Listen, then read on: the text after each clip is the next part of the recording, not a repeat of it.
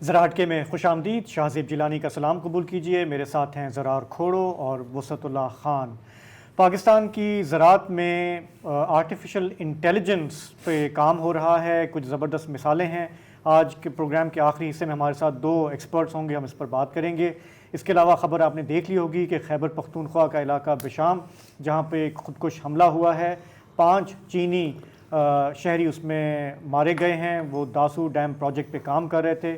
وہاں یہ پہلا حملہ نہیں ہے, اس پر بھی ہم بات کریں گے. لیکن آغاز کرتے ہیں ایک خبر سے جو کہ پچھلے چند گھنٹوں میں منظر عام پر آئی. اس کا تعلق ہے ہماری عدلیہ میں مبینہ طور پر ایک انٹیلیجنس ایجنسی کی مسلسل مداخلت سے. خط لکھا ہے اسلام آباد ہائی کورٹ کے 6 ججز نے سپریم جوڈیشل کونسل کو. بہت ہی ڈیمننگ خط ہے. میرا نہیں خیال کہ پہلے کبھی اس طرح سے ججز اتنا کھل کر انہوں نے مثالیں دے کر بتایا ہو کہ کس طرح ججز کو بلیک میل کیا جاتا ہے, دھمکیاں دی جاتی ہیں, انہیں مجبور کیا جاتا ہے من پسند فیصلے لینے کے لیے. خط کافی لمبا ہے, اس کے کچھ پوائنٹس ہم آپ کے سامنے رکھیں گے. جی اچھا, خط کا آغاز ہوتا ہے جسٹس شوکت صدیقی صاحب کے کیس سے. ہاں جی, جنہوں نے سب سے پہلے وسل بلوئنگ جیسے آپ نے کہا نا کہ بالکل یہ بات درست ہے کہ اس طرح مثالیں پہلے مطلب خط میں 6 جج صاحبان سے پہلے آئی ہے, لیکن اس میں ہمیں کریڈٹ دینا چاہیے جسٹس شوکت عزیز صدیقی کو بھی, کیونکہ سب سے پہلے انہوں نے وسل بلوئنگ کی تھی اس مبینہ, اور اس کے نتیجے ان کی نوکری چلی گئی. جی اچھا, تو وہاں سے ہی ہو رہا ہے. تو خط میں یہ لکھا, آپ کہنا چاہیے بتاؤ. اچھا, خط میں لکھا ہے جو 6 جج صاحبان ہیں اسلام آباد ہائی کورٹ کے, وہ لکھ رہے ہیں کہ ہم سپریم جوڈیشل کونسل کو یہ خط لکھ رہے ہیں تاکہ ہمیں ہدایت ملے کہ ایک جج کی کیا ذمہ داری ہے اگر وفاق یا intelligence agency including intelligence agencies ان کی آفیشیل فنکشنز کے ساتھ انٹرفیئر کرنے کی کوشش کریں, ان کو ڈرایا جائے, دھمکایا جائے, انٹیمیڈیشن کا لفظ استعمال کیا جائے, اور اگر ایسا ہوتا ہے تو ان کا کیا ڈیوٹی ہے اس بات کو رپورٹ کرنے کی, اور کیسے رپورٹ کی جائے, کہاں جائیں وہ. تو شروع ہوتی ہے کہانی جسٹس شوکت صدیقی عزیز صدیقی کے ساتھ, جن کو ایک سپریم جوڈیشل کونسل کی رپورٹ کے تحت میرا خیال ہے 2018 اکتوبر 2018 میں ان کو فارغ کیا گیا تھا. اچھا, انہوں نے الزام لگایا تھا کہ ISI جنرل فیض اس وقت کے جو ڈی جی سی تھے, ان کے ہدایات پر وہ بینچز کی تشکیل میں انٹرفیئر کر رہے تھے, بلکہ ڈٹرمن کر رہے تھے, بتا رہے تھے کہ جی آپ نے یہ بینچ بنانا ہے اور اسلام آباد ہائی کورٹ میں اور احتساب عدالتوں میں. اچھا, یہ پوائنٹ امپورٹنٹ ہے کیونکہ کچھ لوگ اب اس کو یہ اسپن کر رہے ہیں کہ جی یہ موجودہ اسٹیبلشمنٹ کے بارے میں بات ہو رہی ہے, وہ شروع سے بات ہو رہی ہے یہ. اور پھر اس کے بعد ایک دم آپ دیکھتے ہیں کہ ان کے خلاف ایک ریفرنس فائل ہوتی ہے. چیف آف آرمی اسٹاف اور فیڈرل گورنمنٹ دونوں کمپلینٹس فائل کرتے ہیں. سپریم کورٹ کے رجسٹرار ان کمپلینٹس کو پھر اس وقت کے چیف جسٹس صاحب کے پاس جاتے ہیں. کون تھے وہ؟ ثاقب نثار صاحب. اور ابھی حال میں ہی میرے خیال ہے پچھلے ہفتے کی ہی بات ہے کہ بالآخر جسٹس صاحب صدیقی صاحب ڈٹے ہوئے, انہوں نے کہا کہ نہیں میں انصاف لوں گا ہی لوں گا. تو ابھی ان کی وہ جو ریٹائرمنٹ اور بینیفٹس ہیں وہ بحال ہو گئے ہیں, اور اس میں لکھا گیا کہ حالانکہ یہ بہت اچھی بات ہے, ظاہر ہے کہ ان کے ساتھ جو ہوئی اس کی کیا کمپنسیشن, ان کی کمپنسیشن نہیں مل سکتی. اور یہ سوال ابھی بھی ہے کہ کیا یہ مداخلت ابھی تک جاری ہے, اور جن لوگوں نے کی ان کے خلاف کیا کارروائی, ان کے خلاف کیا کارروائی. اور یہ جو خط آج جو آیا ہے سامنے, اس سے لگتا ہے کہ مداخلت پہلے سے زیادہ بڑھ گئی ہے. میں نام لے دوں کہ یہ جو خط ہے یہ جسٹس محسن اختر کیانی, جسٹس بابر ستار, جسٹس ارباب محمد طاہر, جسٹس طارق محمود جہانگیری, سردار اعجاز اسحاق خان اور جسٹس سمن رفعت امتیاز نے مشترکہ طور پہ لکھا ہے. اس کے جو مخاطب ہیں وہ ہیں chief justice of Pakistan Qazi Faez Isa, justice Mansoor Ali Shah, justice منیب اختر, اور اسلام آباد ہائی کورٹ کے چیف جسٹس عامر فاروق, اور پشاور ہائی کورٹ کے چیف جسٹس حسین محمد ابراہیم. اور اس کی جو نقول ہیں سپریم کورٹ کے باقی 10 ججوں کو اور رجسٹرار کو اور سپریم جوڈیشل کونسل کے سیکریٹری کو بھیجی گئی ہیں. تو یہ ہے. اچھا, اس میں جو ہے بہت ہی بعض چیزیں بہت ہی انٹرسٹنگ ہیں جو کہ ہم نے ان میں سے کچھ چنی ہیں. مثلا مثالیں دی گئی ہیں کہ جی مراد کیا ہے کہ جی کیسے ایجنسیاں مداخلت کر رہی ہیں. تو ایک مثال یہ دی گئی ہے کہ 2022 میں محمد ساجد بنام عمران احمد خان نیازی کیس میں اسلام آباد ہائی کورٹ کے 3 رکنی بینچ کے ایک جج نے درخواست کی مینٹینیبلٹی کے حق میں رائے دی کہ یہ قابل سماعت ہو سکتی ہے، جبکہ دیگر 2 ججوں کی رائے میں یہ درخواست قابل سماعت نہیں تھی، لہٰذا اسے مسترد کر دیا گیا. مگر ان دونوں ججوں پہ ISI نے دوستوں اور رشتہ داروں کے ذریعے دباؤ ڈالا کہ وہ اپنی رائے بدلیں اور درخواست کو قابل سماعت قرار دیں. دونوں ججوں نے اپنے گھروں کے لیے اضافی سیکیورٹی مانگی. ایک جج کو مسلسل دباؤ کے سبب ہائی بلڈ پریشر کے نتیجے میں اسپتال میں جانا پڑا.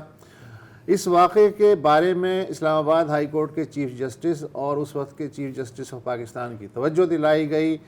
6 ججوں نے اسلام آباد ہائی کورٹ کے چیف جسٹس سے گھر جا کے ملاقات کی اور عدالتی معاملات میں ISI کی مبینہ مداخلت پہ گفتگو ہوئی. چیف جسٹس نے بتایا کہ انہیں اس وقت کے DGC ISI نے یقین دلایا ہے کہ ان کے ادارے کا کوئی اہلکار کسی جج سے رابطہ نہیں کرے گا.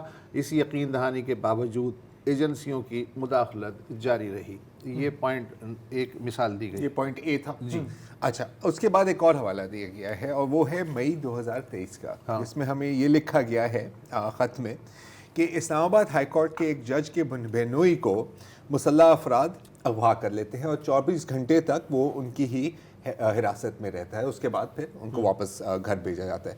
بعد میں یہ پتہ لگتا ہے کہ اغوا کاروں نے اپنا تعارف کیا تھا کہ وہ انٹیلیجنس ایجنسیز کے لوگ ہیں اور کہ انہوں نے جج صاحب کے پورے خاندان کو انڈر سرویلنس رکھا ہوا تھا، بشمول ان کے بیٹے کی عمر کا مجھے نہیں پتا.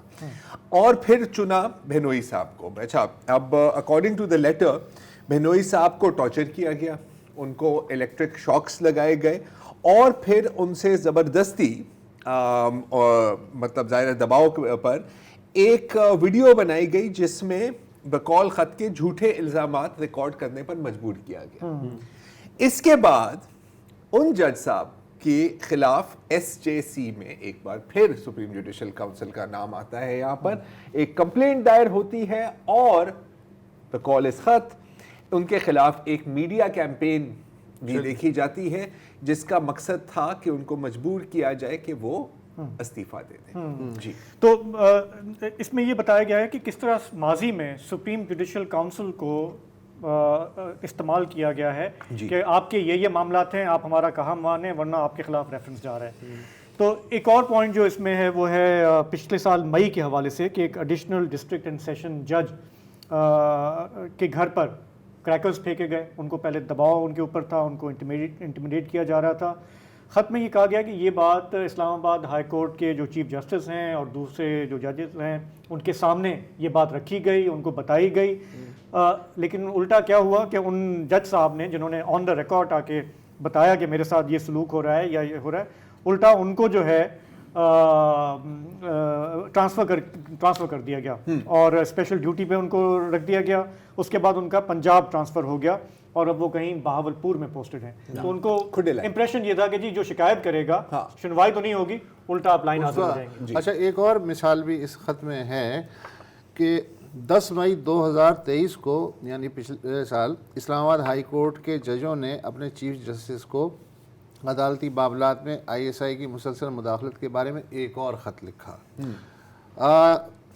درخواست کی گئی کہ توہین عدالت کے ضابطوں کی روشنی میں مناسب قدم اٹھایا جائے تاکہ عدلیہ کو آزادانہ طور پہ اپنے فرائض سے عہدہ برا ہونے کا موقع مل سکے.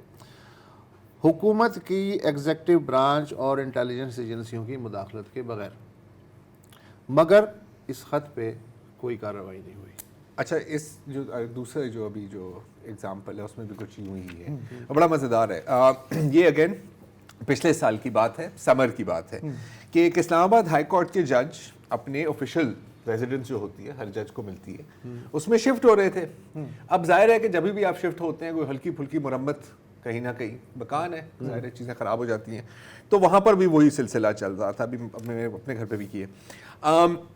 تو جو دیوار میں جو لائٹ فکسچرز ہیں ٹھیک ہے اب ان کو چینج کرنا پڑا.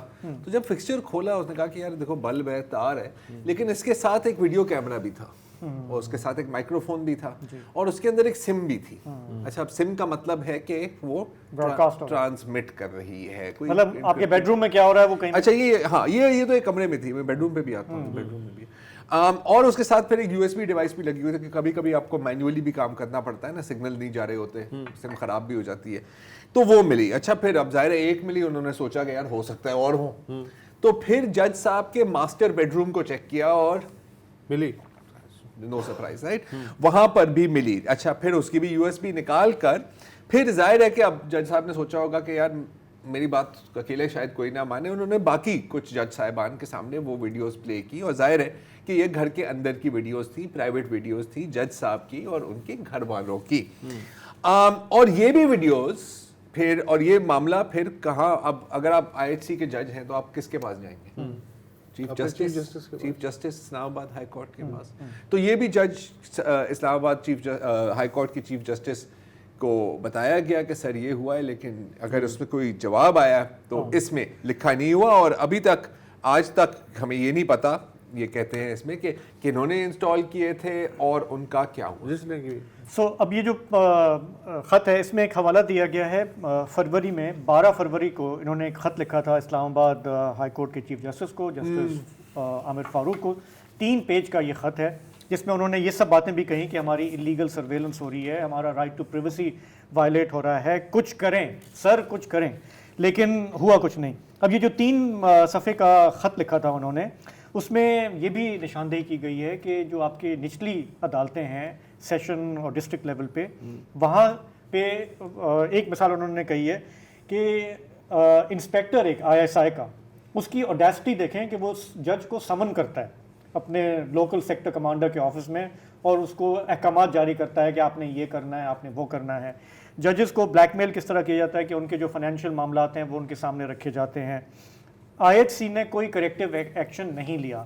مطلب یہ خط تو ابھی منظر عام پہ آیا ہے لیکن یہ ججز مسلسل لکھ رہے ہیں, چیف جسٹس کو بار بار کہہ رہے ہیں جو اسلام آباد ہائی کورٹ کے ہیں کہ پلیز کچھ کریں. بینچ فکسنگ کا معاملہ بھی انہوں نے اٹھایا. آپ کو یاد ہوگا کہ سپریم کورٹ لیول پہ کتنا یہ چلا کہ یہ چیف جسٹس کا جو ہے یہ اختیار نہیں ہونا چاہیے, اس کا کوئی پروسیس ہونا چاہیے. تو اسلام آباد ہائی کورٹ کے لیول پر CJ کیوں ڈیسائیڈ کر رہے ہیں اہم پولیٹیکل کیسز کے بینچز, تو انہوں نے کہا ہمیں بھی سپریم کورٹ والی ہی جو پرنسپل طے ہوا ہے ہمیں وہ کرنا چاہیے, لیکن کوئی سنوائی نہیں ہوئی. تو لب لباب اس کا یہ ہے کہ جو عدلیہ کے پہ جو پورا سوالیہ نشان ہے, کنکلوژن اس خط کا جو ہے میرا خیال ہے ہم انڈیفینٹ تو نہیں پڑھ سکتے. کنکلوژن اس کا یہ ہے کہ آخری جو پیرا ہے کہ ہماری درخواست ہے یعنی ان 6 ججوں کی کہ ایک جوڈیشل کنونشن بلایا جائے اور اس میں عدلیہ کی آزادی کو محدود کرنے, ججوں کو ہراساں کرنے اور عدلیہ کے معاملات میں مسلسل مداخلت کے رجحان کا تفصیلی ریویو کیا جائے. یہ بھی معلوم کیا جائے کہ دیگر ہائی کورٹس کے ججوں کو بھی ایسے ہی مسائل کا سامنا ہے یا نہیں ہے.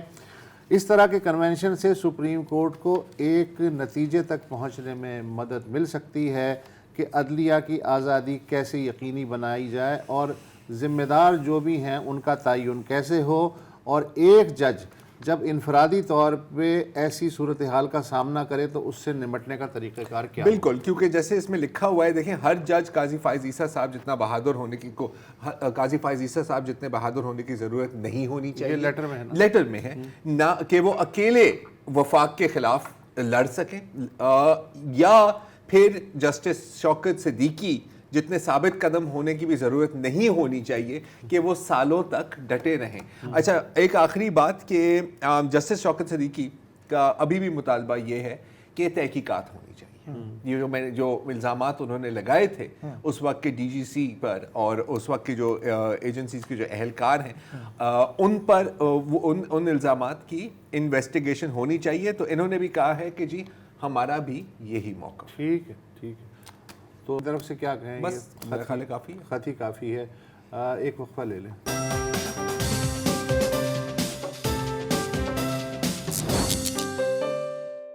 Welcome back. یہ خبر تو ظاہر ہے آپ کے علم میں آ ہی چکی ہوگی. دوپہر سے چل رہی ہے کہ ایک بس چینی عملے کو لے کے پاکستان کے جو شمالی علاقوں میں داسو ہائیڈرو پاور پروجیکٹ چل رہا ہے وہاں پہ ایک خودکش حملہ ہوا. بارود سے بھری گاڑی جو ہے وہ چینی عملے کی بس سے ٹکرا گئی. اس کے نتیجے میں 5 چینی انجینئرز اور ایک پاکستانی ڈرائیور جو ہیں وہ جاں بحق ہو گئے.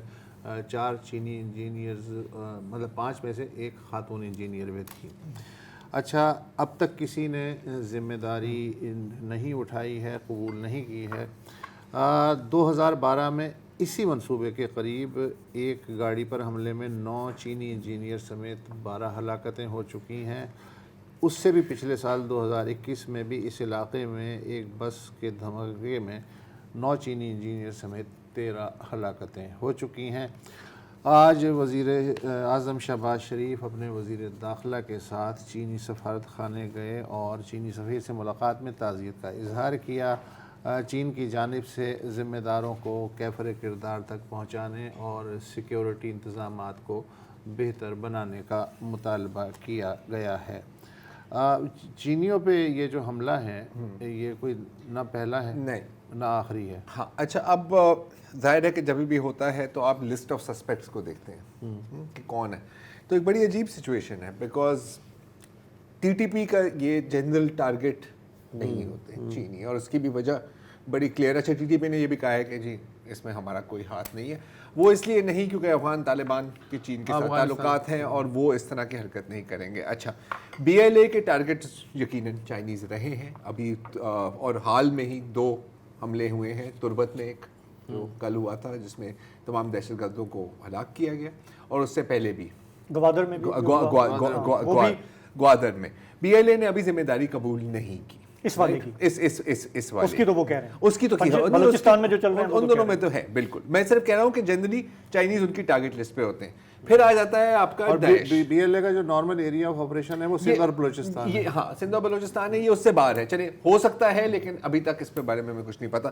بچہ دیش جو ایک بڑے کنوینئنٹ لیبل ہے, آپ کسی بھی چیز کے اوپر دیش کا لیبل ماسکو سے لے کے اور ماسکو سے لے کے دلی تک, یورپ, گلوبلی. لیکن ایک اور بھی ایک اس میں بات بنتی ہے کہ اب آپ کے پاس فری لانسرز بھی بہت ہیں. یو سی, ضروری نہیں ہے کہ کسی پرچم تلے یہ یا کسی گروپ تلے یہ اٹیک ہو. جو آپ کی چائنا کے ساتھ ریلیشن سیبوٹاج کرنا چاہتے ہیں ان کے لیے یہ ایک بہت اچھا ٹارگٹ ہے, اور ریلیشن سیبوٹاج ہوتی ہیں. آپ کو یاد ہے جب داسو والا حملہ ہوا تھا تو چین انتہائی ناراض تھا, اور کیسے نہ ہو. چین کی اگر آپ پوائنٹ آف ویو سے دیکھیں تو صحیح ہے, پاکستان کے ساتھ ان کی ایک اسٹریٹجک لنکیج ہے, دہائیوں پرانی ہے, اور اس کے جیو پولیٹیکل ریزنز جو ہیں وہ ہم اچھی طرح سے جانتے ہیں. لیکن پوری دنیا پڑی ہوئی ہے ان کے لیے انویسٹ کرنے کے لیے. پوری دنیا پڑی ہوئی ہے, پورا افریقہ پڑا ہوا ہے, where Chinese investment is welcomed and also safe and secure. ہماری جب بات ہوئی تھی مشاہد صاحب کے صاحبزادے کے ساتھ تو یاد ہے آپ کو انہوں نے ہم کیا نے ان سے کہا تھا کہ جی یہ سی پیک میں رکاوٹیں کیا آ رہی ہیں, کیا ہمیں چینج کرنا ہے اس میں. انہوں نے کہا صرف ایک کام کر لیں, یہ انشور کر لیں کہ ان کے جو بندے یہاں پہ آتے ہیں کام کرنے کے لیے ان کی جانوں کو. یار مجھے ایک بات سمجھ میں نہیں آتی کہ ایک پورا جو security division, special security division, جس میں کہ کچھ لوگ کہتے ہیں 15,000 کے قریب لوگ ہیں, اللہ جانے کتنی تعداد ہے, ڈیڈیکیٹڈ سیکیورٹی ڈویژن بھی بنایا گیا ہے. اس کے علاوہ جو پرائیویٹ چینی کمپنی ہیں وہ پروفیشنل جو نجی سیکیورٹی کمپنیاں ہیں ان کی خدمات بھی حاصل کرتی ہیں. لیکن ظاہر ہے کہ سرپرائز ایلیمنٹ ہمیشہ دہشت گرد ظاہر ہے آپ سے 1.5 ہاتھ آگے ہوتے ہیں. اچھا, اس کی جو آئٹنری ہے وہ خصوصاً جو چینیوں کو ٹارگٹ بنایا جا رہا ہے یہ 2004 سے سلسلہ شروع ہے. مطلب پہلا جو حملہ ہوا تھا 3 مئی 2004 کو, وہ گوادر میں جب پورٹ زیر تعمیر تھی تو 3 چینی انجینئرز جو ہیں ان کو ایک خودکش دھماکے میں نشانہ بنایا گیا تھا. پھر 8 جولائی 2007 کو اس وقت لال مسجد کا آپریشن چل رہا تھا تو پشاور کے نزدیک. اچھا, اور لال مسجد کا آپریشن بھی کیسے شروع ہوا تھا؟ اس لیے کہ وہ چینی کوئی مساج گھر تھا, اس پہ اٹیک ہوا, لال مسجد کی خواتین نے وہ اغوا کر لیا, پھر اس کے نتیجے میں مشرف صاحب جو ہے انہوں نے بلا بلا بلا, تو وہ آپریشن چل رہا تھا. اور اس دوران پشاور کے نزدیک جو ہے وہ چینی باشندے تھے 3 चीनी कारकुन, उनको पकड़ के हलाक कर दिया गया। फिर मई 2017 में कोयटा में 2 चीनी बाशिंदों को अगवा करके मार डाला गया।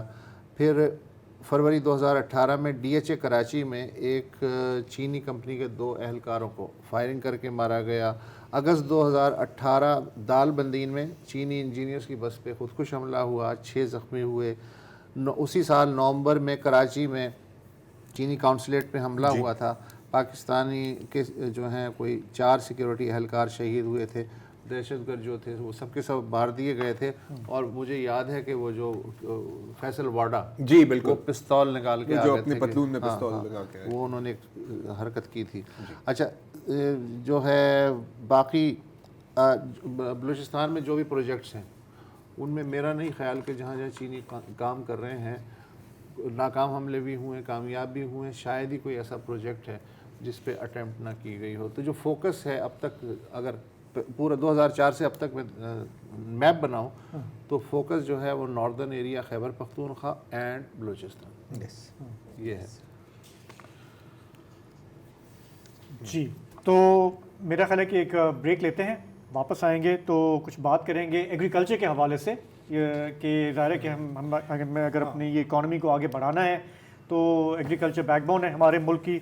उसमें ज़रा सा हम ये देखेंगे कि आर्टिफिशियल इंटेलिजेंस का इस्तेमाल हो भी रहा है या नहीं। बातें तो बहुत हो रही हैं। हाँ, हमारे साथ 2 एक्सपर्ट होंगे। कि किस बला का नाम किस बला का नाम है। बिल्कुल। देखिए अगेन एक और चीज़ है कि जब हम AI की बात करते हैं ना तो यार मतलब मुझ जैसे बंदे के जहन में मतलब थोड़ी सी साइंस फिक्शन टाइप चीज़ें आती हैं, राइट। टर्मिनेटर आ गया, मशीनें जो हैं वो खेती बाड़ी कर रही हैं, मशीनें खेती बाड़ी कर रही हैं, खुद सोच रही हैं, लेकिन जो एक्चुअल इसकी प्रैक्टिकल इम्प्लीमेंटेशन हो रही है, अभी शो से पहले भी हम जो अभी हमारे मेहमान हैं उनसे वहीं बात कर रही थी, तो बहुत बहुत इंटरेस्टिंग है। तो एक वक्फा लेते हैं, उस पर बात करते हैं।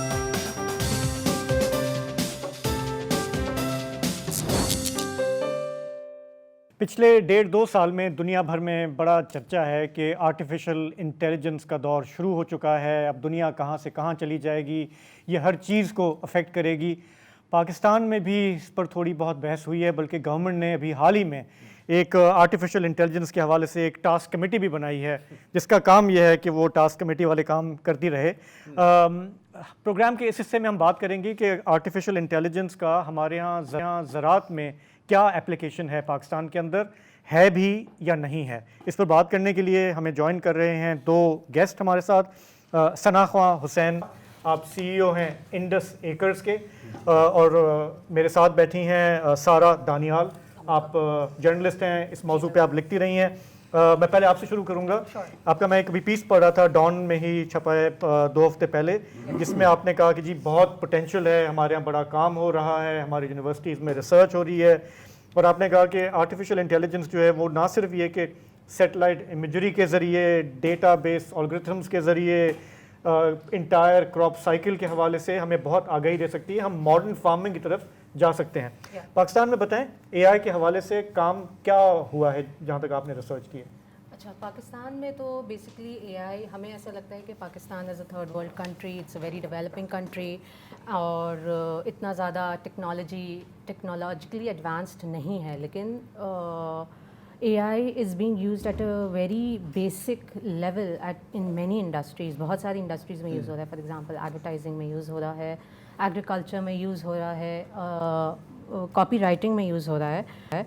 और इसका मतलब ये नहीं है कि हम लोगों की इंटेलिजेंस पे कोई कमी है या हमें इसके अंदर कोई शुबा है कि हम लोग इसके अंदर मज़ीद आगे, इसका मतलब ये नहीं कि ह्यूमंस काम नहीं करेंगे, इसका मतलब ये नहीं है कि ह्यूमंस ने सोचना बंद कर दिया है। लेकिन ऑब्वियसली अब हमारी जो थिंकिंग है वो थोड़ी सी स्ट्रेटेजिक हो गई है।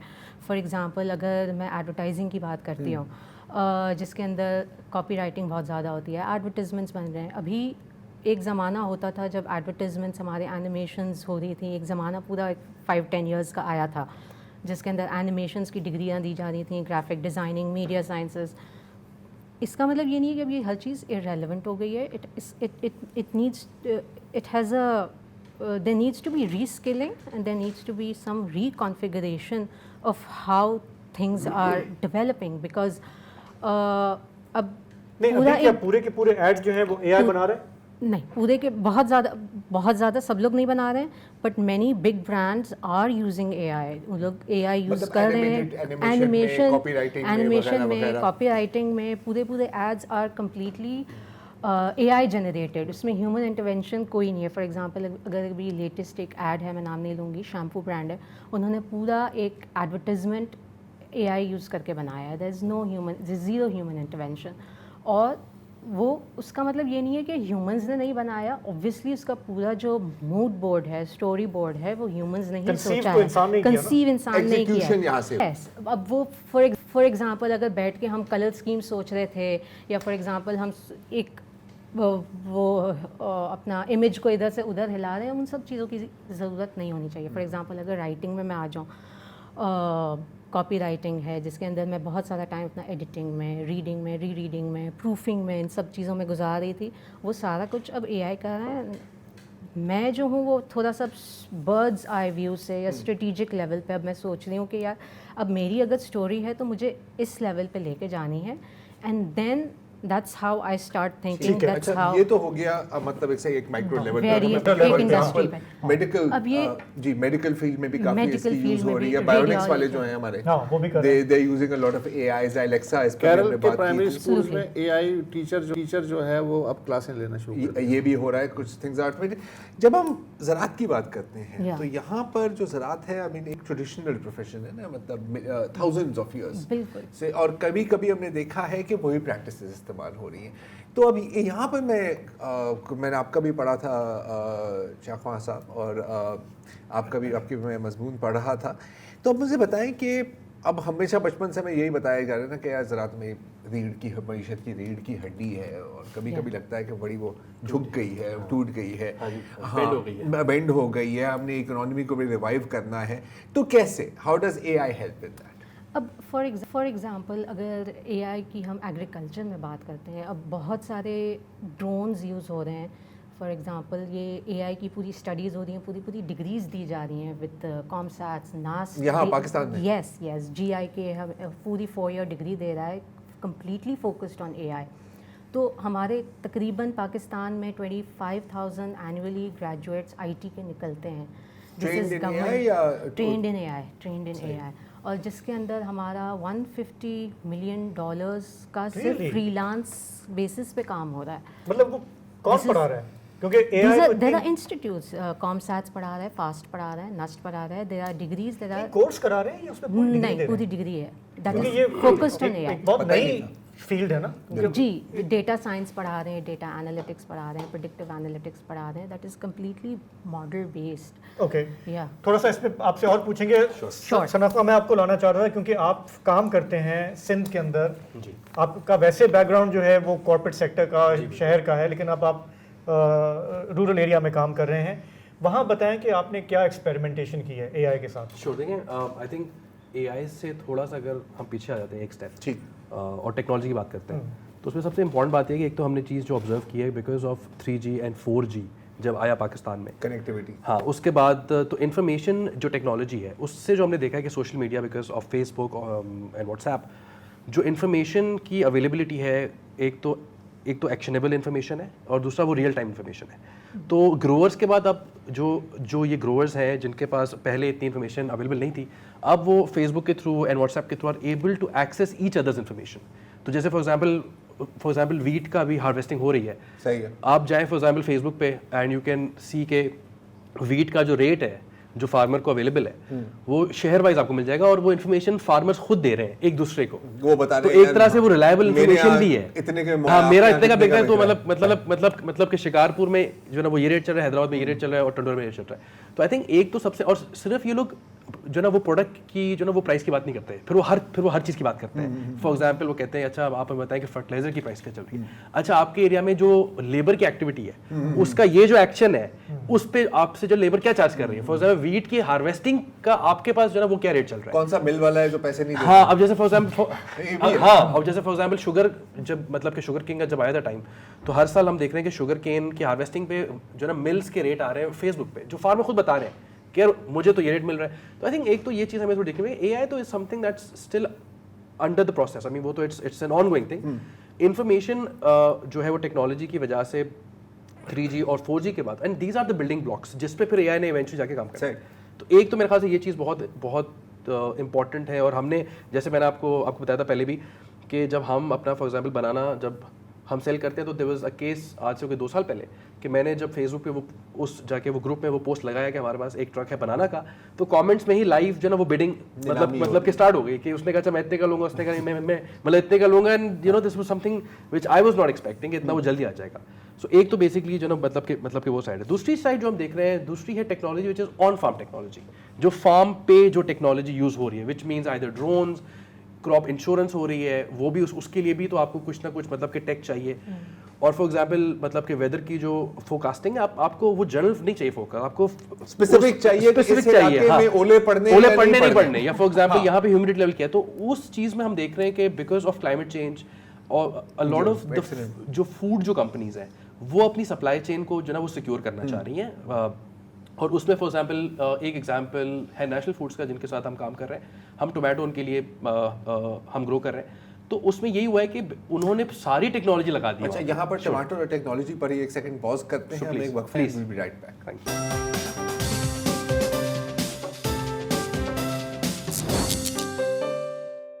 जी, बात शुरू हुई थी एआई और एग्रीकल्चर से, आ गई है टमाटर और टेक्नोलॉजी पर। तो सना ख्वां साहब आप हमें बता रहे थे कि तो देखिए उसमें अब ऐसा ही है ना कि लॉट ऑफ दीज जो ये कॉर्पोरेट्स हैं उनका बहुत ज़्यादा ये फोकस है कि अपनी जो सप्लाई चेन है उसको बेचना है, उसको वो सिक्योर करें एट द बैक एंड। तो उसके लिए जो हमारा ये पाकिस्तान में जो एक बहुत ही एम्ब्रियोनिक स्टेज पे है एक टेक्नोलॉजी का, जो जिसमें ड्रोन्स के फॉर एग्जांपल एक सर्वेस हैं, क्रॉप इंश्योरेंस है। सो अब बिकॉज हमारे फार्म पे जो हम ये टोमेटो ग्रो कर रहे हैं, उसमें जो ये टेक्नोलॉजी सारी जो हम अप्लाई कर रहे हैं, तो उससे ये हो रहा है कि विजिबिलिटी क्रिएट हो रही है, उससे जो ना मतलब उससे एक तो जो ना विजिबिलिटी क्रिएट हो रही है स्टेक होल्डर्स तक। मतलब जैसे फॉर एग्जांपल एक ड्रोन आया, उसने मतलब के सर्वे किया, लोग देख रहे हैं ड्रोन, नहीं तो फार्म की एक रिपोर्ट आ गई, अच्छा, जो चलेगी बोर्ड के पास कि भाई हमारा फॉर एग्जांपल इतने एकड़ अच्छे नहीं है, इतने एकड़ सही लग रहे हैं। ये बताएं कि जैसे आपने अपने यहाँ किया ड्रोन सर्वे, तो जो आपका अपना ग्राउंड का सर्वे था और जो ड्रोन का था, इंटरेस्टिंग, वेरी गुड। देखिए उसमें ये हो रहा है कि इंडस एकर्स, तो आप की कुर्सी खासी हिल रही है, थोड़ा सा अंदर जी सॉरी। तो देखिए उसमें ये कि हम लोग एक्चुअली जो ये ड्रोन एंटिटी है जो हमारे साथ मतलब कि इंगेज्ड है, हम भी उनको जो ना फीडबैक दे रहे होते हैं, तो वो अपने जो ना मॉडल्स को इम्प्रूव कर रहे हैं। सो आज से 6 महीने पहले जो उनकी रिपोर्ट्स थी और आज जो उनकी रिपोर्ट्स हैं वो जो ना खासा इम्प्रूव हो गई है इन टर्म्स ऑफ एक्यूरेसी।